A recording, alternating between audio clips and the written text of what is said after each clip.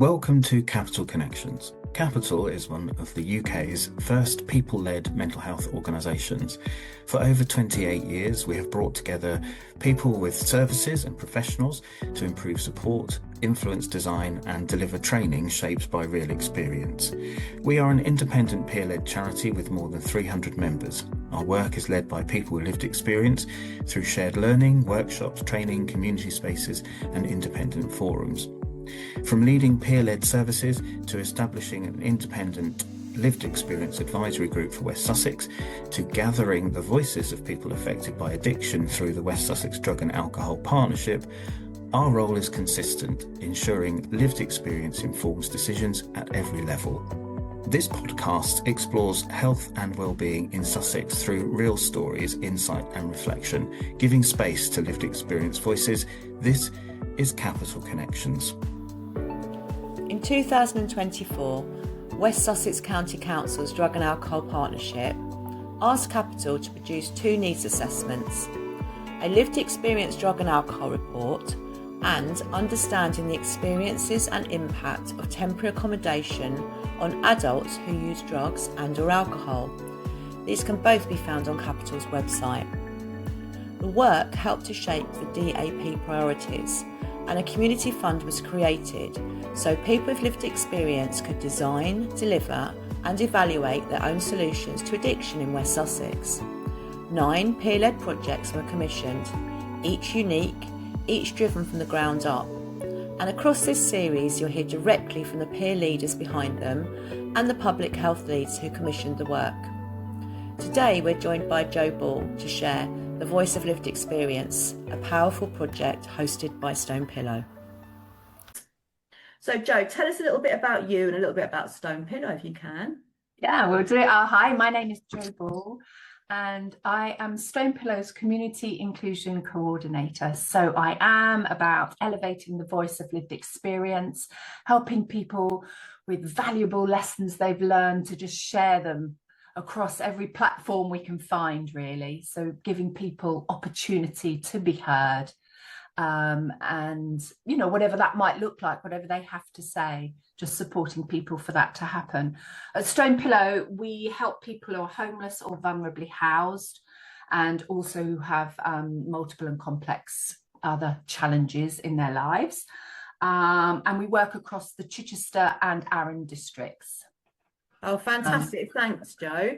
Tell us some of the challenges that you've encountered across the way, because I know you've done lots of different projects within this project, haven't you? Yes, we have. People with lived experience all over the place. Tell us a little bit about the challenges you've encountered. I think some of the challenges are around time being available from myself or other staff members, just having time to sit side by side or in front of a single individual or a group, because I think it's so important to connect in that meaningful way, and that takes time. We've made time, but it's not always easy to make time, so I think that's really important.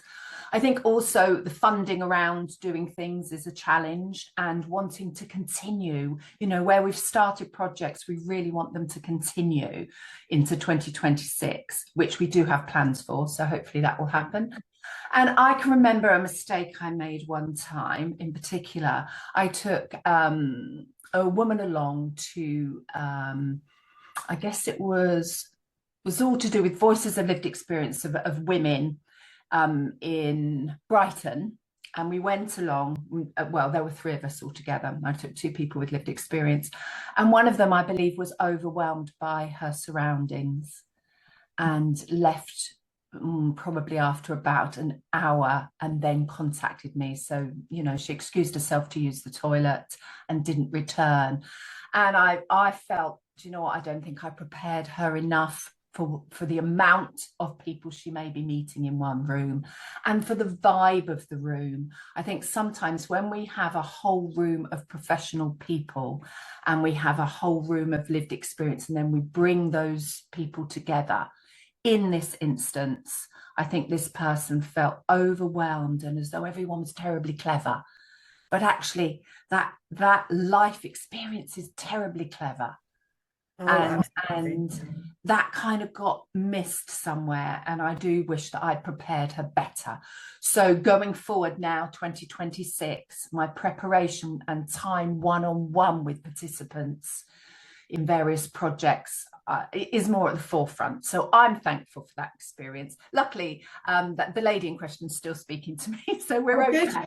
You know, We do. Yeah, you're right. We learn by these things, don't we? we Because do. but it's a big, bringing professionals, like you say, people with lived experience together is quite difficult at times, isn't it? There's a Yes. bit of a power imbalance, and like you Yeah. said, people's confidence can, we need to spend more time with people, not less, really, don't we? Yeah, we do. We Yeah. do. It's about relationships. It's about Yes, respect. It's about trust. It's about absolutely. being together and recognizing all the valuable input that we can all make, but Yeah. particularly opening doors for people with lived experience that perhaps aren't used to being listened to in the way that would help all our services to move forward. Absolutely. And I think that's why your project is so important, because it is really increasing people's confidence. And I know I've seen some of the feedback and the work that you've done. It is really increasing people's confidence, isn't it? I think it is. Yes. Yes. Yeah. And I love the fact that people are ready to share their feedback because their confidence is there to say, I really like this bit. And over, I've had people say, I'm ready for the next something. They do want to remain involved, which is fantastic. And then obviously you've got the peer-to-peer experience. So somebody's almost sort of selling it to their neighbour and saying, why not be involved? When we were looking at 2026, I sat in a room with, I think it was 12 people with lived experience to think about what we might be doing in 2026, what ideas they had, what ideas we had. And it was just lovely that they all felt comfortable to be in that room and to contribute. And then we went for a walk afterwards down to the seafront and we had hot drinks. So that was just lovely. Oh, Let's do lovely. something normal. Let's do something relaxing. And let's also carry on these conversations as just part of every day. I think Absolutely. I'm going to come back to that in a minute about your hopes, but tell me about some of the things you've done. Tell me about the things that have gone well, because I know you've done so much great work in a really short amount of time. So tell us about some of the things you've done. One of the first things we did was we went on a life discovery day, which was an action day with quad bikes, archery and go-karts and this was all made possible through another charity. But it was a very long day. So it was myself and another staff member, and we drove and I squeezed 4 people in my car. My back seat looked quite funny with one chap a bit like this, a bit squeezed in. Anyway, we had a great day there. And that was made possible because of another charity that wasn't charging us for that day. So we spent that day getting to know each other in a fun way. So people with lived experience, I took a staff member with lived experience, myself, my experiences services for the last many, many years, rather than lived experience of using the services. But anyway, I think we all got on and we ate together and we chatted together there and back and enjoyed our day. So I think that's really important. We also did a steak night. So in our resource hub, which is connected to our hostel in Bognor, we held an evening and we provided a steak meal and a special ice cream pud. And myself, the CEO, and Flo as well, we just came together and we served our peer group. And we loved it. We had music on. Flo, my co-worker, she put a little vase of flowers on each table, and we just kind of connected. And then to have Hilary, our CEO, serving, so we had our sort of aprons on and we were serving people, and there were seconds of lovely steak that again we got at a very good price to enable this to happen. We got involved with Crimson Farm, where we were able to offer a health and wellbeing course. And I had the privilege of attending alongside our people with lived experience. So again, that kind of bonding trust element. So we were physically doing things together, on the farm. We were learning about animals and we were reflecting back on our own wellbeing journeys and what our own wellbeing might look like. And great to be out in nature as well. Oh, it was fantastic. Yeah. Again, it was finding the time to do that every afternoon for one afternoon a week for 6 weeks, but it went well. And the staff at Crimson were really supportive. And I know that everyone who took part enjoyed that, so that was really good.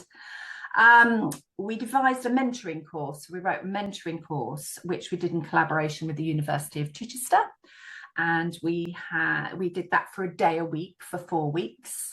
And there's a continuation coming, because the people who took part, 6 participants who did the whole course, they have asked for more. So we're doing a continuation, which I'm actually discussing this afternoon with the university. So I'm looking forward to that. One thing I learned there, though, was the 6 participants who remained were already connected to each other in some way.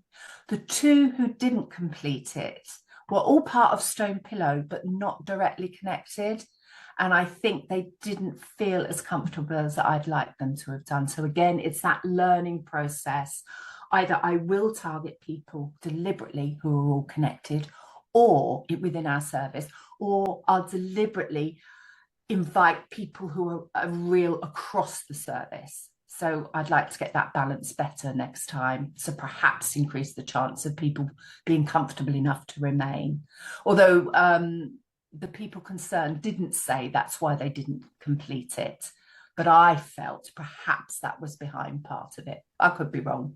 So that might be. I love the way you're kind of evaluating it as you go along and working out what you could do differently. And that's really powerful. It's, you know, and that's something to be said for that, because not everyone does that, is actually take time to reflect and like, okay, what could I have done differently? How could I make that more comfortable for people? That's really powerful, Jo.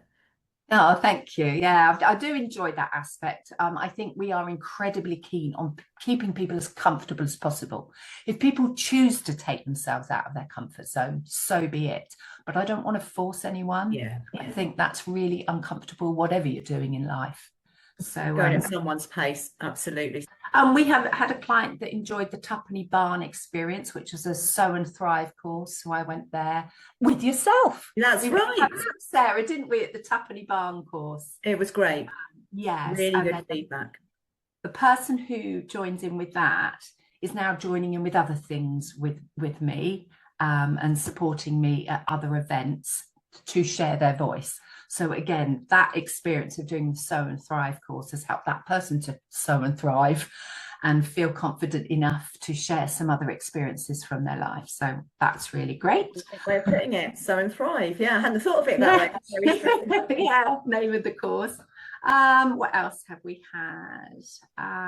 We're preparing at the moment. We will have a new CEO at our, heading up Stonepillow. Hilary Bartle is moving on through. Which is a real shame. Real shame. We really think she's great. So yeah, she's going to be very much missed. But at the moment, I'm arranging for our people with lived experience, 2 of them, to help with the interview process for the new CEO. So really excited about. I've had confirmation. We put the idea forward at Stonepillow. We have done this before, but what we're pushing for, what we're thinking about, is making that the norm. So where we have positions, where we have people applying for positions with us, we would like the voice of lived experience in the room at some point, asking the key questions that they would like to ask, and to feel heard in that way, and help decide who joins us. You know, that's really exciting. We had a wonderful chap who shared his lived experience at our AGM. So I interviewed a gentleman at our AGM with lived experience, and he shared his story. And it was such a rich experience for those there. And I believe the gentleman who shared his story actually really enjoyed it. He did very, very well. There were moments of laughter, and I think there were moments of near tears for those listening. But what was amazing, Sarah, was the room went silent when he was speaking, unless they were laughing. Do you know what I mean? Or sniffing slightly. Yeah. But people were absolutely enthralled to listen to this real story about what Stonepillow and charities like yourself are about, helping those that want some help, basically. Absolutely. And this man had made great use of services. He's a gentleman in recovery, drugs and alcohol, mental health, and it was great. So yeah, that's part of it. One other project I just can't leave out, there are others, and I know it's one you're aware of, is the Madge Turner project. I was hoping you were going to mention that one. Yes, We have been involved, our Women with Lived Experience have been involved in a wonderful project that honours Madge Turner, and we have been making a flag with individual letters, all connected with the Women's Freedom League, and they're going to be part of the final statue in its way that's going to be made to commemorate Madge, that will eventually be in Chichester itself. In the meantime, a flag's been made and it is being put together now. The letter work has finished, and this will be displayed in the Novia Museum in Chichester, I think sort of March, April time onwards. And then eventually there'll be a 3D image taken of that soft flag, and that will be the flag that will be cast in bronze and attached to the actual statue of Madge Turner. So our women will be part of history, new history, women with a huge voice. And we're part of this. We appreciate Madge Turner as a suffragist, as a woman that was for women's rights way back in the day, and bringing it up to date to say that's still what we're looking at, that's still what we're saying. We've got real women contributing to that. So I had the privilege, as did you, Sarah, didn't you? Absolutely, I was there, and it was amazing. It was, wasn't it? Working in the cathedral, what a wonderful setting as well, for lovely ladies to come, and the cake was flowing, wasn't it? And people were cooking, it was really that wonderful atmosphere, and there was tables full of materials and lovely little bits and pieces for us to make these letters, and we all made a letter each, and it honestly, it was wonderful. I came away so inspired by the women. Oh, I did. The artist Kate Viner was fantastic, and she was great. She encouraged the likes of you and I to make her own letters, didn't she? I wasn't anticipating, but that was fantastic to be actively part of it and actively part of history. And of course, the Chichester Women's Historical Society were behind that as well. So that's really exciting. So yeah, and obviously there were other local charities involved doing letters as well. So it was a brilliant community event and a safe space for women with lived experience. So yeah, it was really exciting to be part of that. Oh, one other, this year, the High Sheriff's focus has been on mental health community, and there have been conferences, and when I've gone to the conference I've taken I think it was 3 people with lived experience to the 2 meetings, so that has been really helpful as well. So our people with lived experience sharing their voice, sharing their experiences and their advice.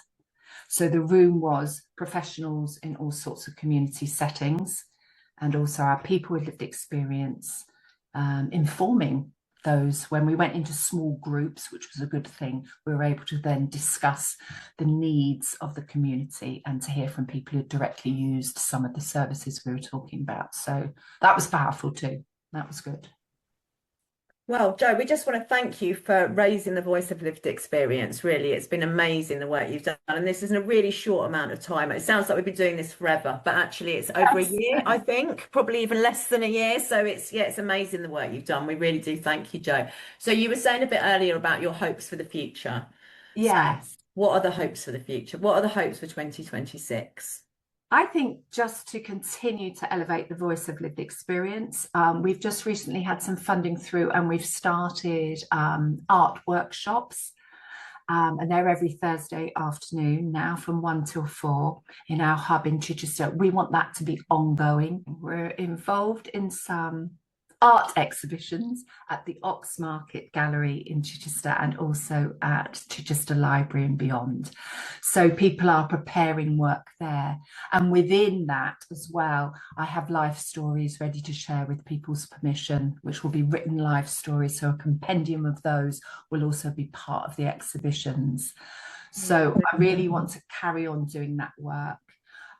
We want to do more steering groups. So we've got some health and sexual health promotions going on at the moment within our charity and beyond. So again, just bringing the people with lived experience in and making steering groups the norm when we're looking forward.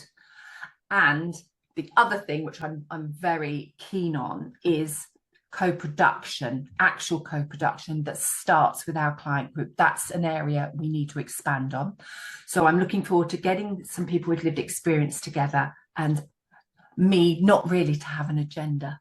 For me, the agenda being bring the people into the room, then find out who's interested in what ideas they've got, what initiatives, what clubs, what services, I don't know, and see if we can take something forward. So I would then like to support a group of people with lived experience so we can co-produce something. I have no idea what that looks like.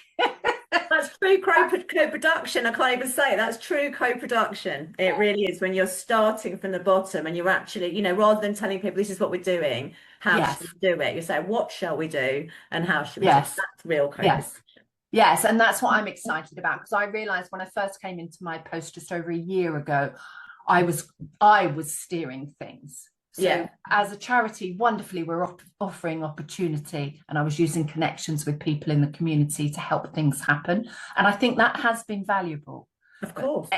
Something is the focus right back to the individual with lived experience, the groups with lived experience, to see what we can do together, but still together.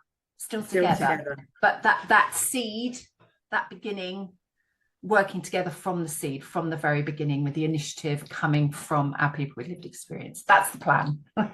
Love it. Excellent. Thank you so much, Jo. You've been listening to Capital Connections. Capital is an independent peer-led charity working across Sussex to amplify lived experience, strengthen peer support, and influence how services are designed and delivered. If this conversation resonated with you, you can share this episode, follow or subscribe to the podcast, visit our website to learn more about our work, or get involved in future conversations. We're always looking to hear from people with lived experience, people committed to co-production, and others who want to do things differently. Connection starts with voice, and voice leads to change. Thank you for listening.